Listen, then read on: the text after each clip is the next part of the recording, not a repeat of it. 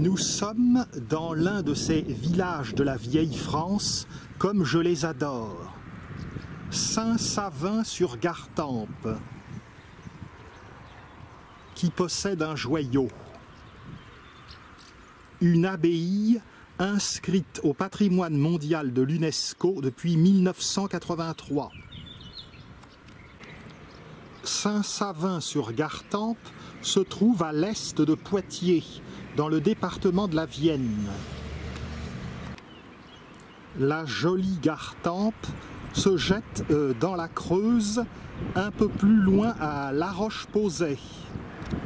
Et la Creuse se jette dans la Vienne, laquelle se jette dans la Loire. Le vieux pont sur lequel je suis date des XIIIe, XIVe siècles. Remarquez ces avant-becs, nous les verrons mieux tout à l'heure. La Gartempe vers Laval.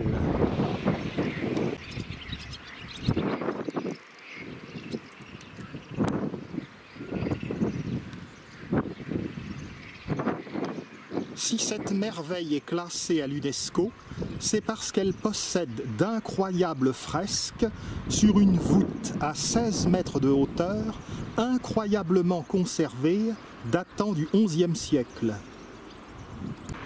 Rapprochons-nous et empruntons le pont plus moderne, ce qui nous permettra d'avoir une vue sur le vieux pont. Le style est clairement roman.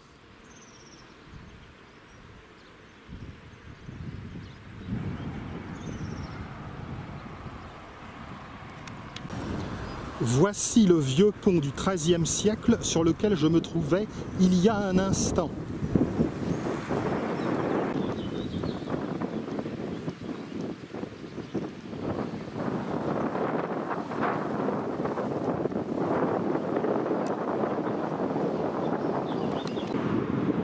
Voici les avant-becs du vieux pont.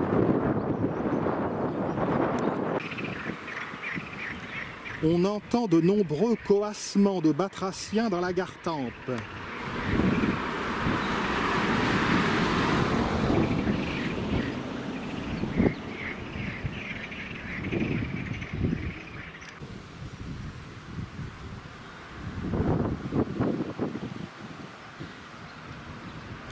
Mais ce n'est pas le tout que d'admirer la Gartempe, il faut aller voir les fresques.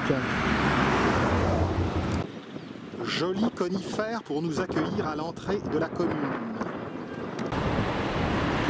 Empruntons cette allée ombragée, ça va nous détacher de la route. Oui, vraiment de la majesté.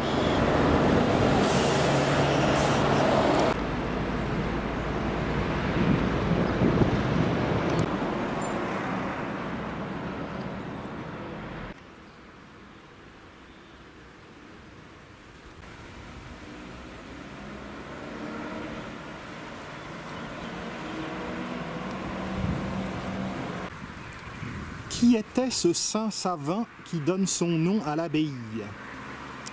Eh bien, sous l'Antiquité, saint Savin et également Cyprien étaient deux Macédoniens qui avaient refusé de faire acte d'idolâtrie. Ils ont été suppliciés pour cela, emprisonnés. Ils se sont échappés, mais ils ont été rattrapés ici et ils ont été décapités. Sous le règne de Louis le Débonnaire, on a élevé ici une première abbaye, mais elle a été pillée par les Normands. Elle est reconstruite au XIe siècle avec ses superbes fresques murales, mais elle devra subir des dommages lors de la guerre de Cent Ans et lors des guerres de religion. En 1640, des moines de la congrégation de Saint-Maur relèvent les bâtiments. Et au XIXe siècle, c'est Prosper Mérimée, que l'on connaît comme écrivain, Colomba, qui était également inspecteur des monuments historiques, qui sauve l'abbaye de Saint-Savin. J'ai beaucoup d'admiration pour Prosper Mérimée, non seulement pour son œuvre littéraire délicate, mais également pour toute l'œuvre qu'il a accomplie pour le patrimoine français, en association avec Viollet-le-Duc.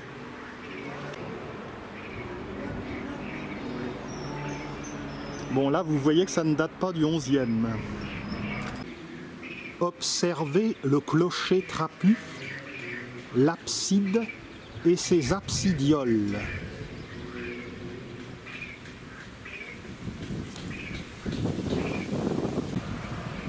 Pour information, les absidioles les plus au nord que l'on puisse observer en France, c'est à Fontevraud, qui n'est pas loin d'ici. Les crapauds faisaient un vrai concert tout à l'heure, on ne les entend plus. Ils ont dû écouter religieusement mes propos sur Prosper Mérimée. Un moulin désaffecté.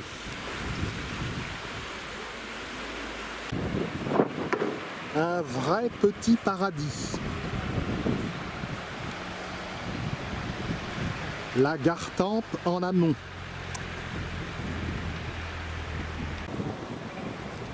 L'abbaye est en restauration.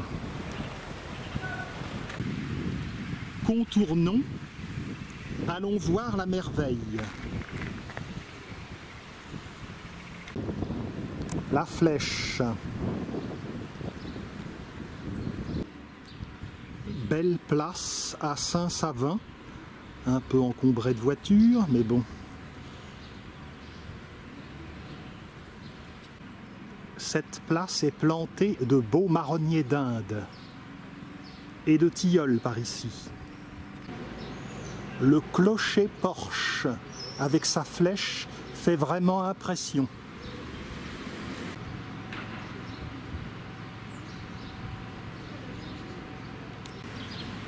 Parmi toutes les curiosités de France inscrites au patrimoine mondial de l'UNESCO, je crois que beaucoup de Français ne connaissent pas le nom de Saint-Savin-sur-Gartempe.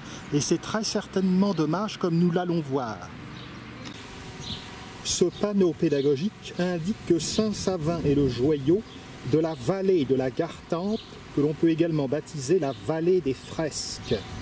Fresques que l'on trouve dans les églises d'un chapelet de petits villages qui jalonnent la vallée.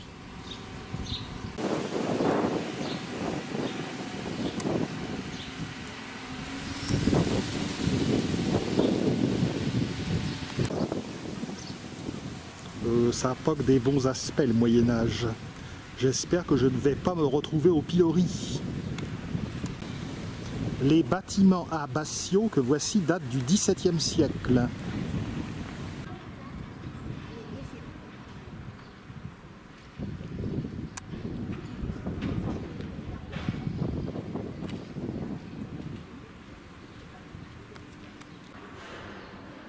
Un bel escalier va nous conduire dans les bâtiments abbatiaux.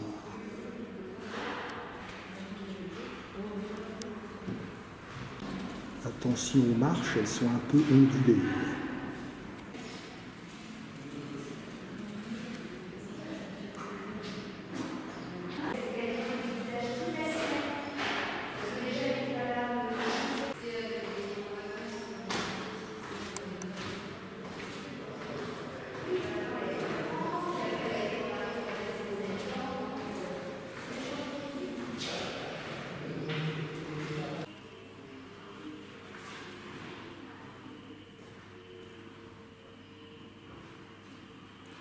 On s'aperçoit que l'abbaye du XVIIe siècle a perdu des éléments. Elle a toujours donc ce bâtiment. Elle comporte toujours l'église avec ses fresques, avec la tour-porche, et puis également cette tour ici, avec l'abside et les absidioles. Et tous ces éléments, la bibliothèque, tout ça, ça a disparu. Donc je rappelle, comme je l'ai dit, que c'est la congrégation de Saint-Maur qui a relevé les ruines de l'abbaye.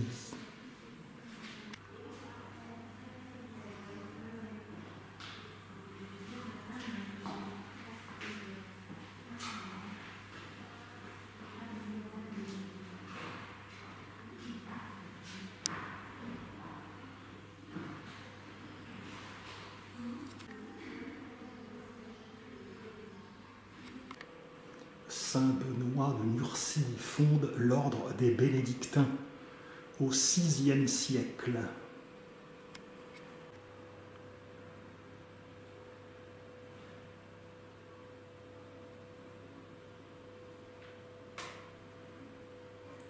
Manifestement, j'ai loupé ma vocation.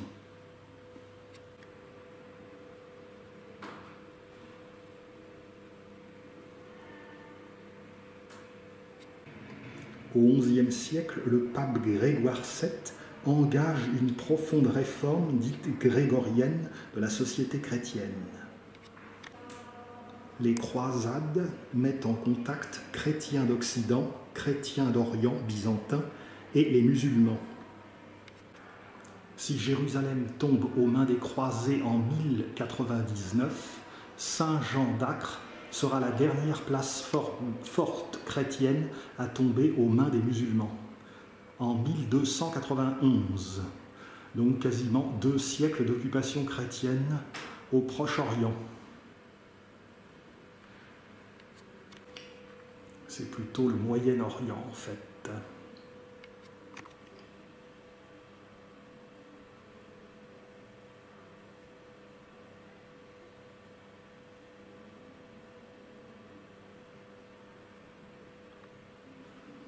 Les bonnes coutumes du Moyen-Âge.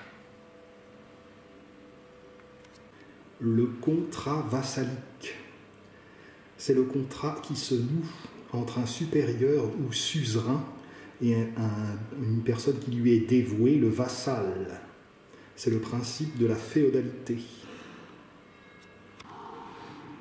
Belle solive ici.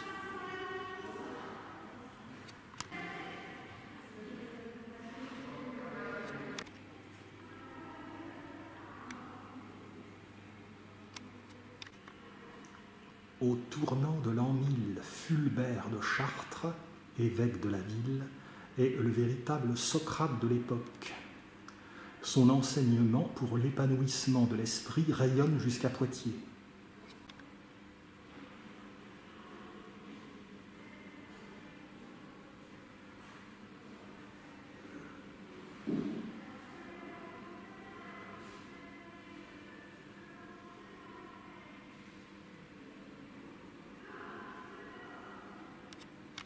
Beaucoup d'innovations techniques apparaissent au Moyen-Âge. Charrue à soc, versoir métallique, attelage avec collier ou avec joug frontal, ferrage des chevaux, moulin à eau pour l'irrigation, fertilisation des parcelles, assolement triennal.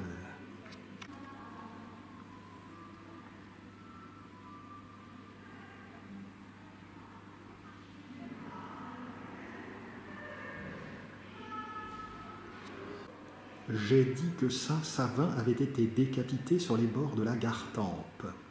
Son corps aurait été inhumé dans une chapelle Saint-Vincent au lieu-dit les Trois Cyprès, et des miracles se seraient produits sur sa tombe. On a alors transféré ses restes dans une basilique élevée à la gloire de la Vierge Marie.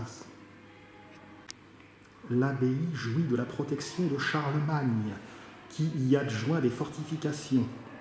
Son fils, Louis le Pieux, poursuit son œuvre et confie à une communauté de bénédictins, 20 moines, le soin de diriger cette abbaye.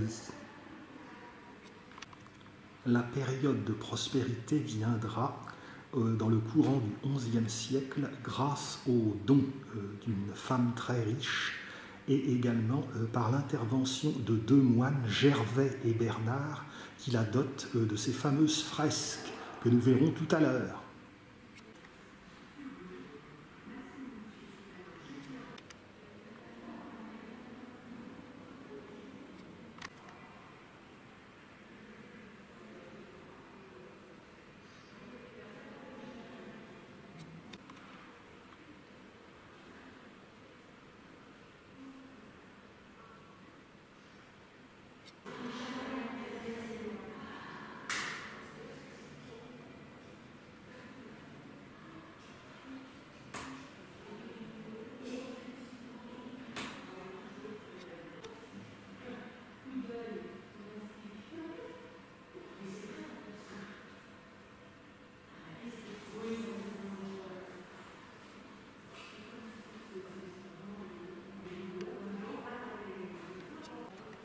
Beaucoup d'épisodes sont peints ici, que nous verrons tout à l'heure.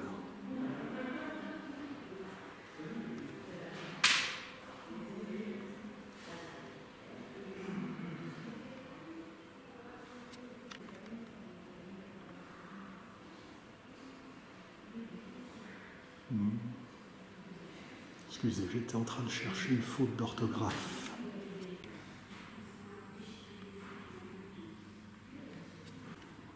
J'ai dit tout à l'heure que c'était une femme qui avait donné de l'argent à l'abbaye.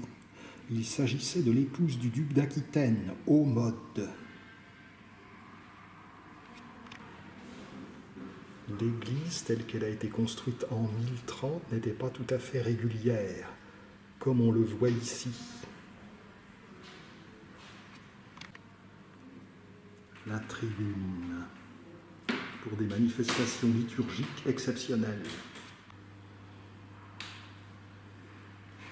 Petite maquette de l'église.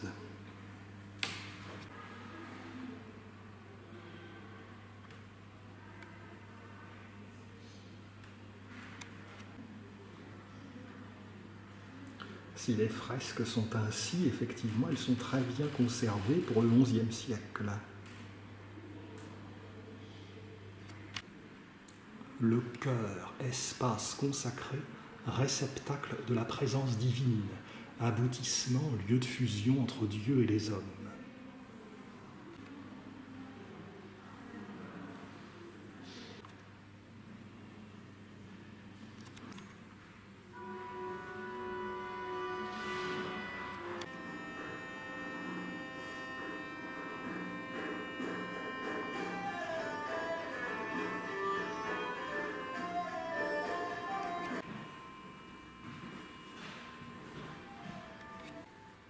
Je vous ai passé les détails des supplices de Savin et Cyprien, qui était son frère. C'était épouvantable.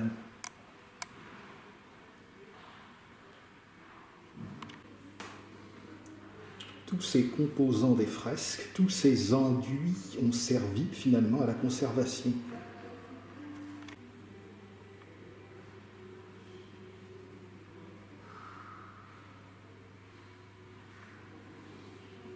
Giornate pontate.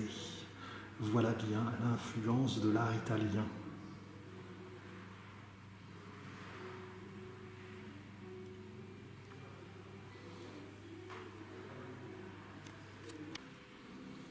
Pigment en émulsion dans du blanc d'œuf. Dans de la caséine, petit lait. Peinture murale avec de la cire.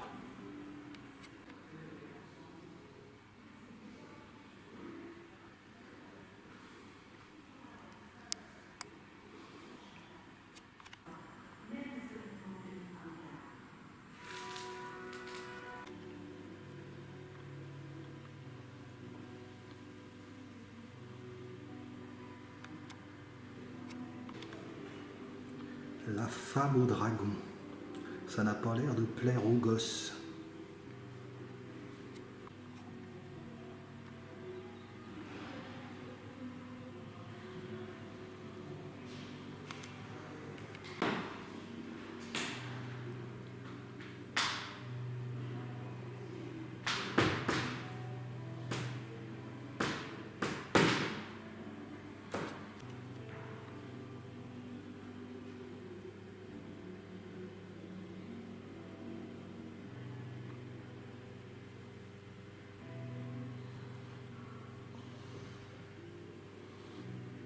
Et oui, quand on ne sait pas lire, il faut raconter par l'image. Saint Martial de Limoges, qui a réalisé de grandes bibles enluminées.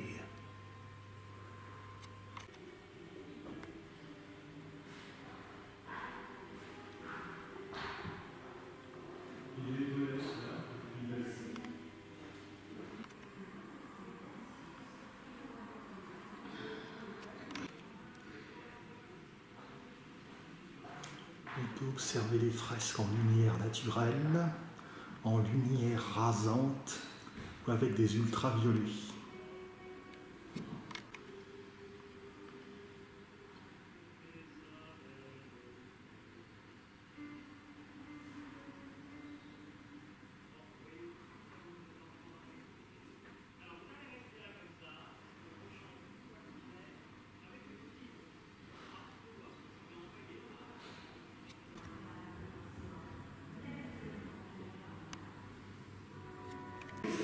À présent, après ce hors-d'œuvre, allons découvrir les fresques sublimes de l'église.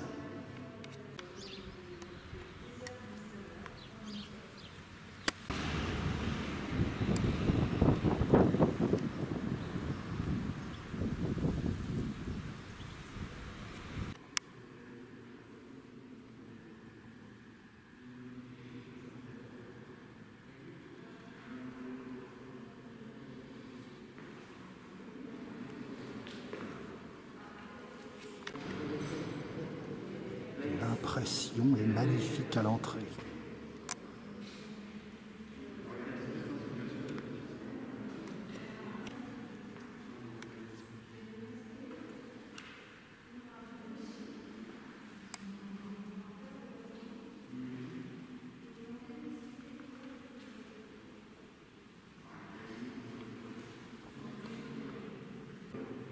Outre les fresques, il est recommandé d'observer les chapiteaux au sommet des colonnes.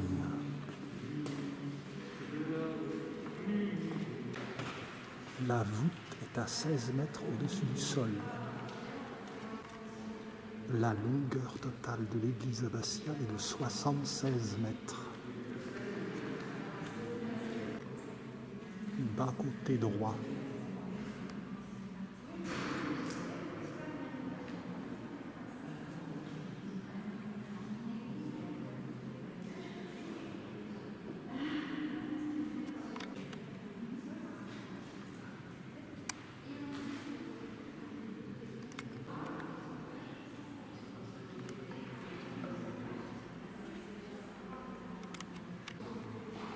À mi-hauteur des murs de la nef, une frise dans les tons de bleu qui correspond à une restauration maladroite. Cela a dû énerver Prosper Mérimée. On n'est pas habitué à voir des colonnes ainsi.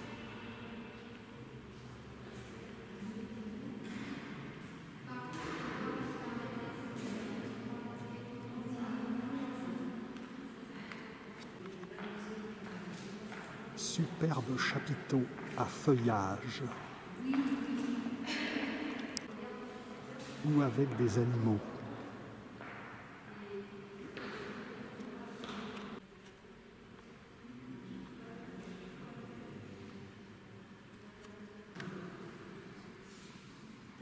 Ça me rappelle l'église de Boïana en Bulgarie, dans la banlieue de Sofia.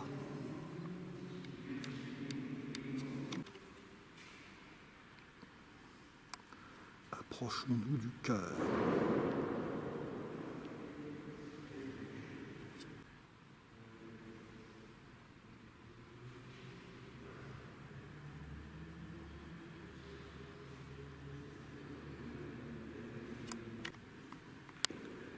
L'impression est très lumineuse ici.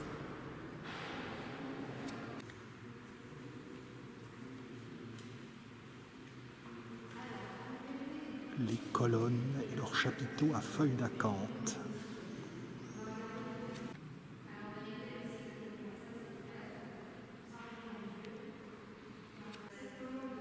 Le transept, longueur 31 mètres.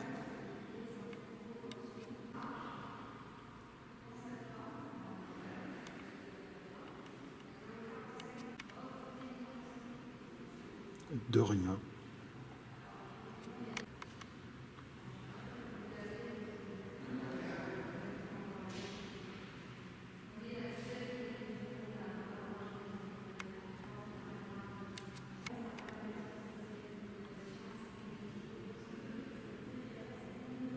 Ces éléments sont joliment rénovés. Le déambulatoire est assez étroit.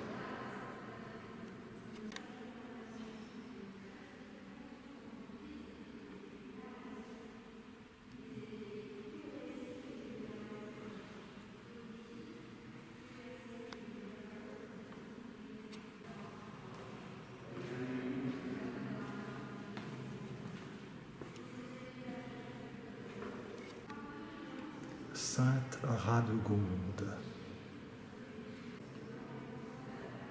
Un vrai petit bijou.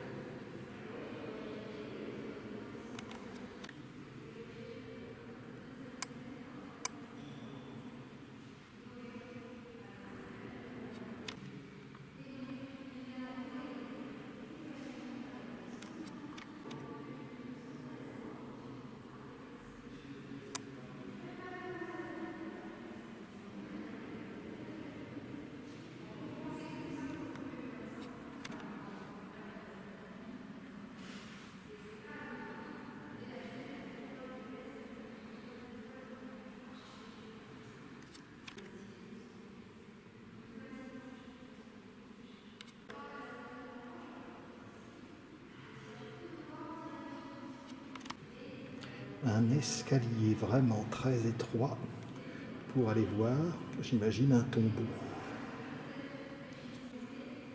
La crypte est fermée au public pour des raisons compréhensibles de conservation.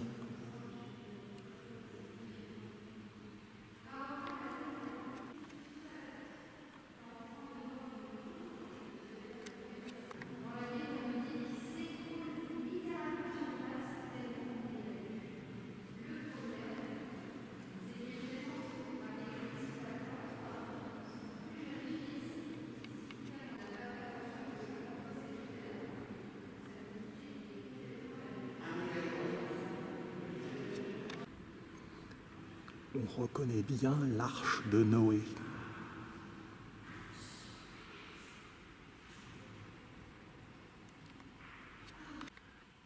Dieu bénit la famille de Noé sortant de l'arche. Noé sacrifie des oiseaux et un agneau pour remercier Dieu. Noé cultive la vigne. Passage de la mer Rouge. Les eaux engloutissent l'armée égyptienne et le char du pharaon. Moïse reçoit de Dieu les tables de la loi. Construction de la tour de Babel.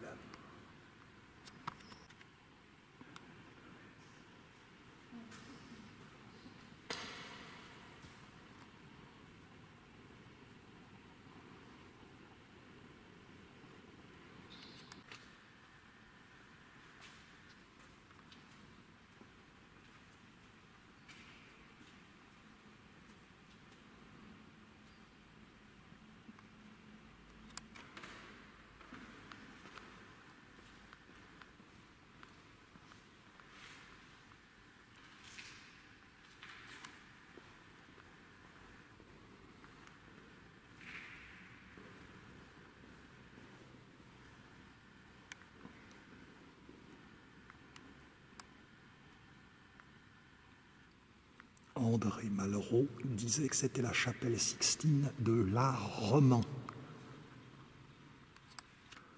Croisée du transept.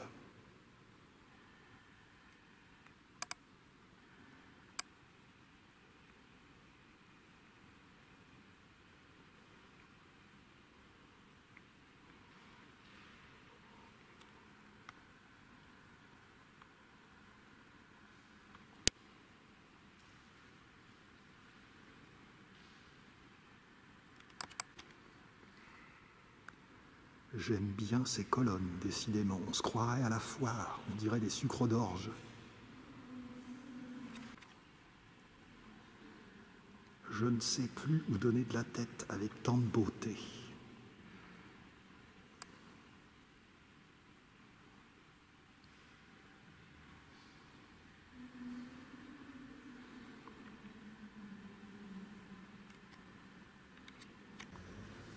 Ressortons et allons voir rapidement le jardin.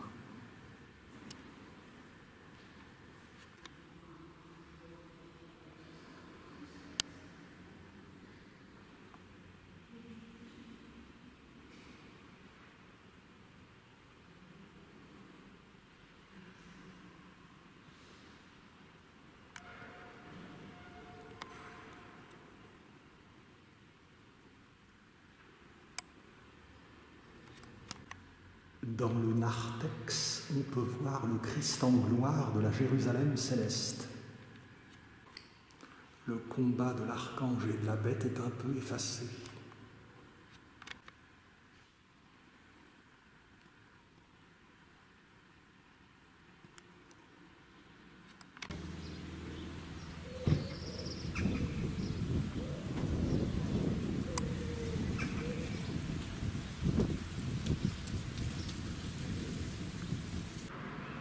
Les jardins sont tout simples, mais ils permettent d'avoir une vue superbe sur l'abside et ses absidioles.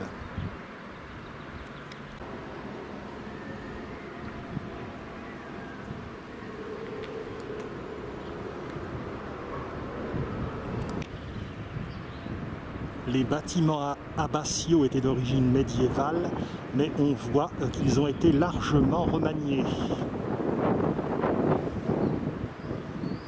Du XVIIe au XIXe.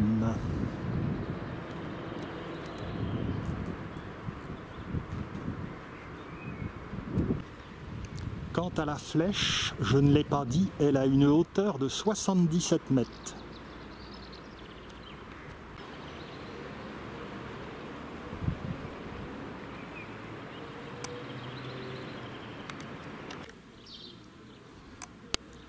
Voilà pour cette visite de l'église de Saint-Savin sur Gartempe.